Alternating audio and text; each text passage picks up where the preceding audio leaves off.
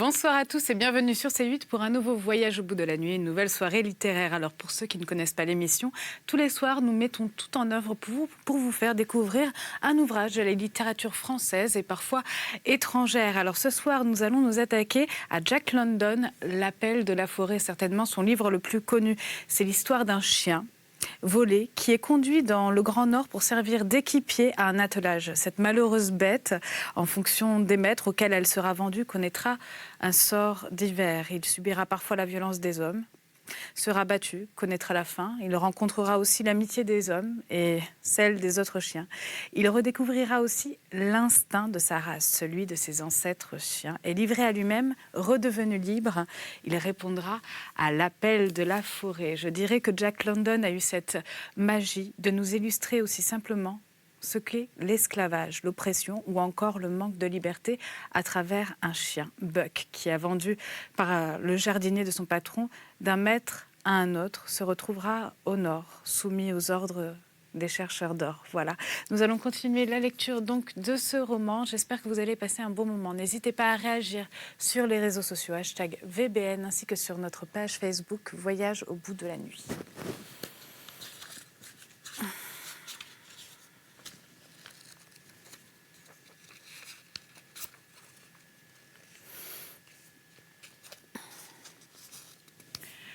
Au crépuscule, le vieux mâle se tenait tête basse, observant ses compagnons. Les femelles qu'il avait connues, les jeunes dont il était le père, les mâles qu'il avait domptés. Tandis qu'il disparaissait, d'un pas rapide dans la lumière déclinante. Il ne pouvait suivre, car devant son museau bondissaient les crocs terrifiants et sans pitié qui refusaient de le laisser partir. Il dépassait la demi-tonne de 300 livres. Il avait vécu une vie longue et intense, pleine de batailles et de luttes. Et il l'a terminée en faisant face à la mort, sous les dents d'un animal dont la tête dépassait à peine ses grands genoux noueux. À partir de cet instant, nuit et jour, Buck n'abandonna jamais sa proie, ne lui laissa jamais un moment de repos, ne l'autorisa jamais à brouter les feuilles des arbres ou les pousses de jaunes bouleaux et de saules. Il ne donna pas non plus au mal blessé la possibilité d'étancher sa soif brûlante dans les maigres filets d'eau courante qu'il traversait. Souvent, en désespoir de cause, l'original se précipitait dans de longues périodes de fuite. En pareil cas, Buck n'essayait pas de le retenir, mais courait rapidement sur les talons, content du tour que prenait le jeu. Il se couchait quand l'autre restait immobile et l'attaquait sauvagement quand il s'efforçait de manger ou de boire. La grande tête s'abaissait de plus en plus sous son arbre de cornes et son trot, traînant, devenait de plus en plus faible. Il restait immobile pendant de longs intervalles. Son museau, penché vers le sol, ses oreilles abattues, retombaient mollement et Buck trouvait plus de temps pour aller se chercher de l'eau et pour se reposer. Dans de tels moments, tandis qu'il haletait, sa langue rouge, pendante, ses yeux fixés sur le grand mâle, Buck percevait clairement qu'un changement s'accomplissait. Il sentait un frisson nouveau agiter le pays. Tandis que les originaux y arrivaient, d'autres formes de vie y arrivaient aussi. La forêt, l'eau courante, l'air semblaient palpiter de leur présence. Ce qui lui en apportait la nouvelle, ce n'était pas la vue, l'ouïe ou l'odorat, mais un autre sens plus subtil. Il n'entendait rien, ne voyait rien. Pourtant, il savait que la contrée était d'une certaine manière différente, qu'à travers elle, de drôles de choses se préparaient et rôdaient. Et il décida d'enquêter dès qu'il aurait terminé l'affaire en cours. Enfin, au bout du 4e jour, il abattit le grand original. Durant un jour et une nuit, il demeura près de sa proie à manger et à dormir, à aller et venir autour d'elle. Puis, reposé, rafraîchi de sa force, il reprit le chemin du camp pour retrouver John Thornton.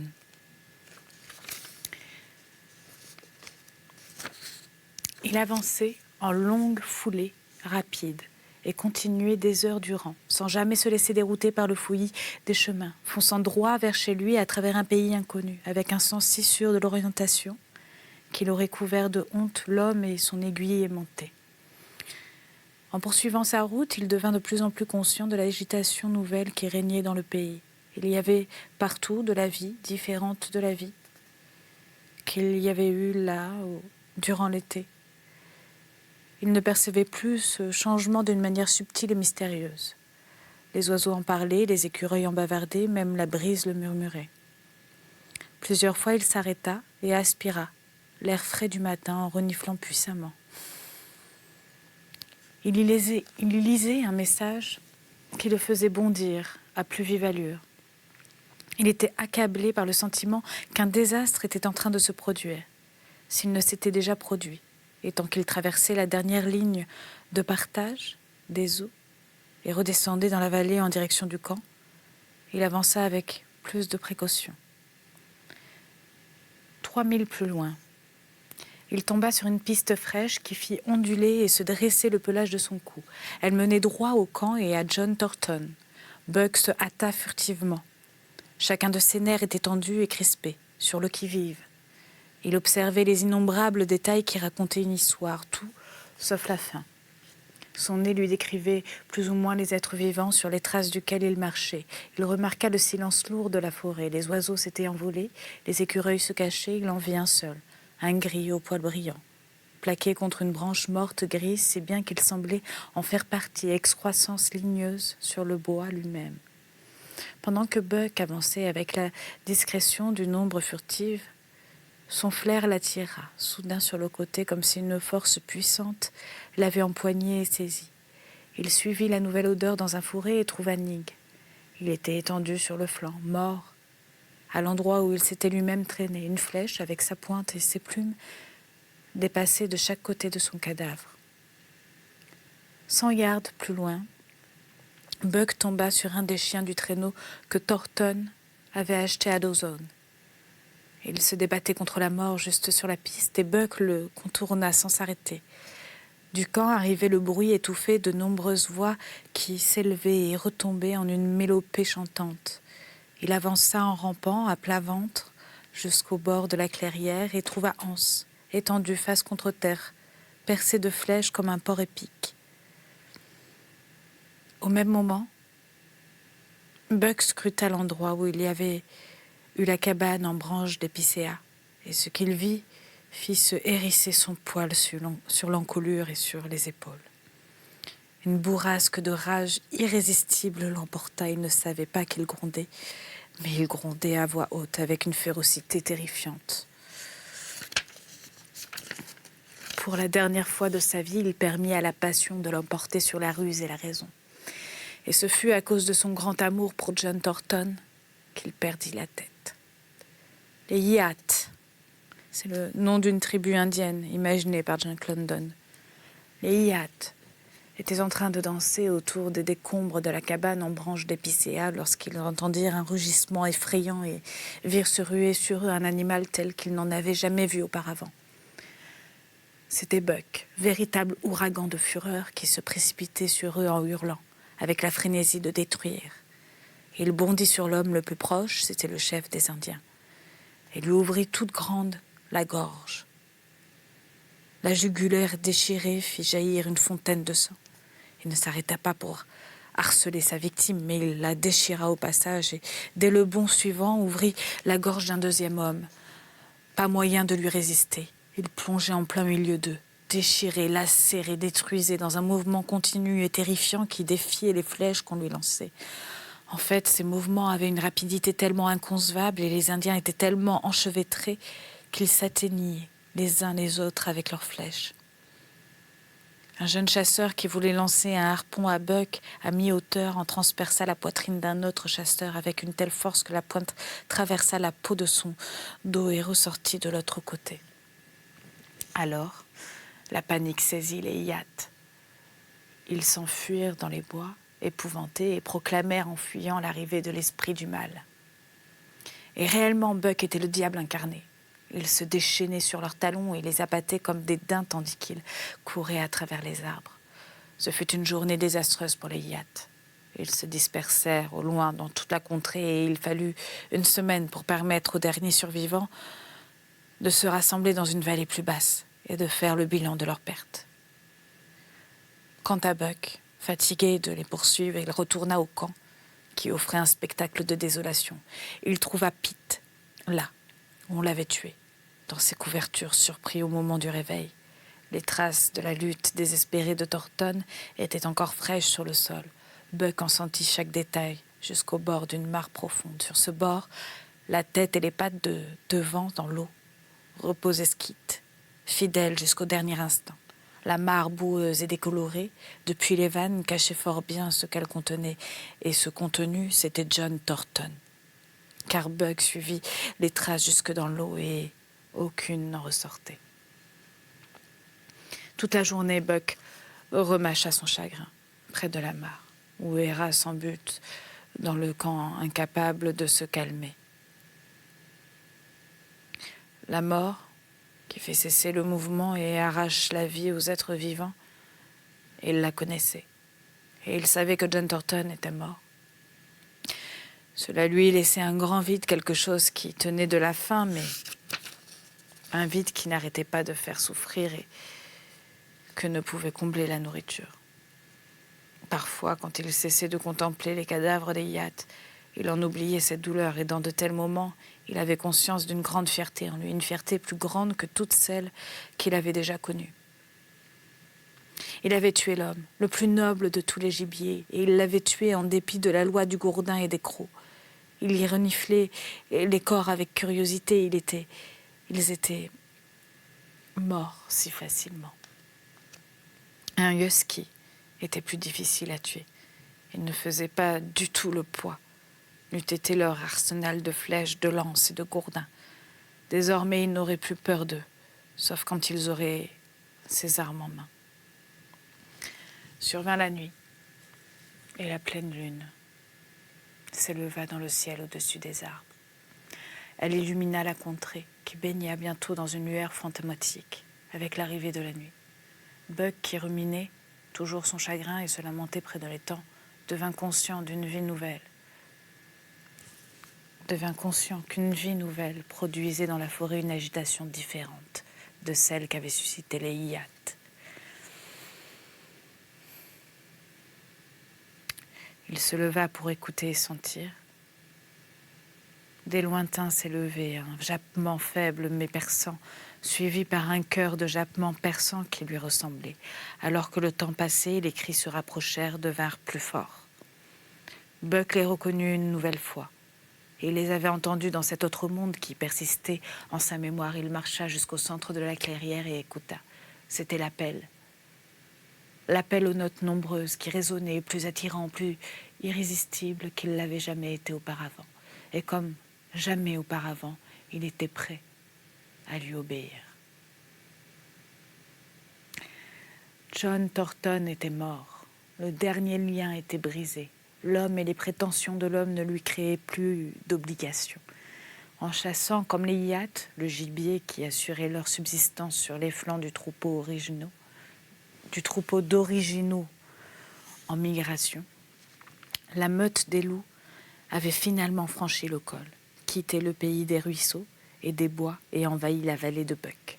Dans la clairière inondée par la lumière de la lune, ils se déversèrent tel un flot d'argent, et au centre de cette clairière se dressait Buck, immobile comme une statue, qui attendait leur arrivée. Ils furent intimidés par l'impression de puissance tranquille qu'il donnait, et il y eut un temps d'arrêt, jusqu'à ce que le plus téméraire bondît droit sur lui. Buck frappa comme l'éclair, lui brisant l'encolure. Alors il demeura sans bouger, comme auparavant, tandis que le loup qu'il avait frappé agonisait derrière lui. 3 autres se succédèrent pour la même tentative. L'un après l'autre, ils durent se retirer, leurs gorges ou leurs épaules lacérées ruisselaient de sang. Ce fut suffisant pour lancer toute la meute en avant, pêle-mêle, dans une masse serrée et confuse qui gênait son impatience à abattre sa proie. La rapidité et l'agilité merveilleuse de Buck lui furent très utiles. Pivotant sur ses pattes arrière, claquant des mâchoires, tailladant, il était partout à la fois. Il présentait un front apparemment impossible à percer, tant il était prompt à tourbillonner et se protéger de tous les côtés. Mais pour les empêcher de le surprendre par derrière, il fut contraint de reculer au-delà de la mare, dans le lit du ruisseau, jusqu'à un endroit où il se trouva adossé à un haut talus de gravier. Il se déplaça vers un angle droit que les hommes avaient aménagé pendant l'exploitation de la mine et de ce renfoncement, il l'éteint à distance. Protégé sur 3 côtés, il devait seulement faire face.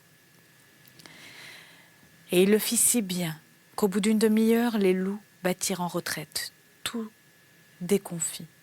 Leur langue pendait mollement, leurs crocs blancs luisaient d'un éclat cruel sous la clarté lunaire. Certains demeuraient allongés, tête dressée, oreilles tendues en avant. D'autres restaient debout à observer. D'autres encore lapaient l'eau de la mare. Un grand loup mince et gris s'avança prudemment, d'une manière amicale, et Buck reconnut en lui le frère sauvage avec lequel il avait couru une nuit et un jour entier. Il gémit doucement et, comme Buck gémissait aussi, leurs museaux se touchèrent. Alors un vieux loup décharné et marqué par les cicatrices de ses batailles s'avança. Buck tordit les babines comme pour commencer à gronder, mais ils se reniflèrent la truffe. Sur quoi le vieux loup s'assit, pointa le museau vers la lune et lança le long hurlement de sa race. Les autres s'assirent et hurlèrent aussi. Maintenant, l'appel parvenait à Buck avec des accents qui ne pouvaient tromper. Et à son tour, il s'assit et hurla. Après quoi, il quitta le renfoncement et la meute s'amassa autour de lui, en le reniflant d'une manière à la fois féroce et amicale. Les chefs entonnèrent le jappement de la meute et se dispersèrent en bondissant dans les bois. Les loups s'élancèrent derrière eux, jappant en chœur, et Buck courut avec eux, côte à côte, avec son frère sauvage, et lui aussi jappait tout en courant. C'est peut-être bien là que se termine l'histoire de Buck. Il ne s'était pas écoulé beaucoup d'années lorsque les Yitas remarquèrent un changement dans la race des loups de la forêt, car on en voyait qui avaient des taches marron sur la tête et sur la gueule, et un filet blanc centré au bas de la poitrine. Mais plus remarquable encore, les Yiyats parlent d'un chien fantôme qui court à la tête de la meute. Ils ont peur de lui, car sa ruse dépasse la leur. Il vient voler dans leur camp pendant les terribles hivers, dévalise leurs pièges, massacre leurs chiens et défie leurs chasseurs les plus courageux. Et même l'histoire tourne encore plus mal.